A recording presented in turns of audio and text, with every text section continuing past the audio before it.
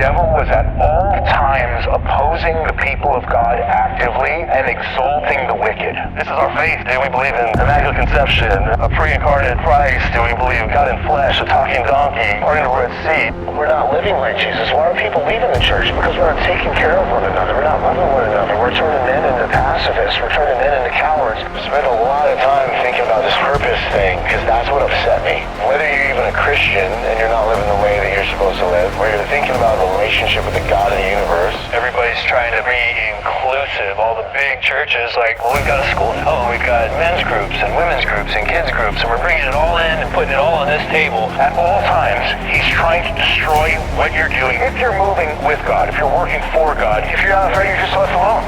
Like, rock your martinis, have a great life. And yet, but we distill Christianity down to something that's palatable and whitewashed. It feels like a TED Talk when you feel good after going to church. Like, yeah, I can do that, you know? I can do my corporate week, you know? I can make it happen. We're turning women into polar bears, trying to do what men should do. It takes me back to that point. If I were the devil, the first thing I would do is destroy the church, because you can't destroy this country, you can't destroy the family, you can't destroy masculinity, you can't destroy femininity, you can't rape our children, you can't traffic them, you can't destroy everything God created unless you destroy his church. And if the enemy tries coming in, let's just sandbag the doors and just hold down the fort, when in reality, we're supposed to be going out and kicking in the gates of hell. So God's using the current construct of the church to actually create and propel forward his church. And so what if you actually had to see it for what it is? But if you're actually forwarding the kingdom of God, you will be at all times opposed, and the more wicked you are, you will be exalted. This whole feeling of you not being worthy, of you not being good enough that you might get from religious people or Christians, I know keeps so many of us away, is not of God. So like if you think of your kid making a mistake and hiding it from you,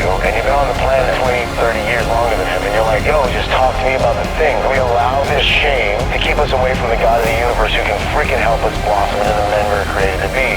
We just act like sons. That's not going to happen in church. That's going to happen on your knees in the morning. Gentlemen, officially, welcome to Father Foundation, my brother's keeper.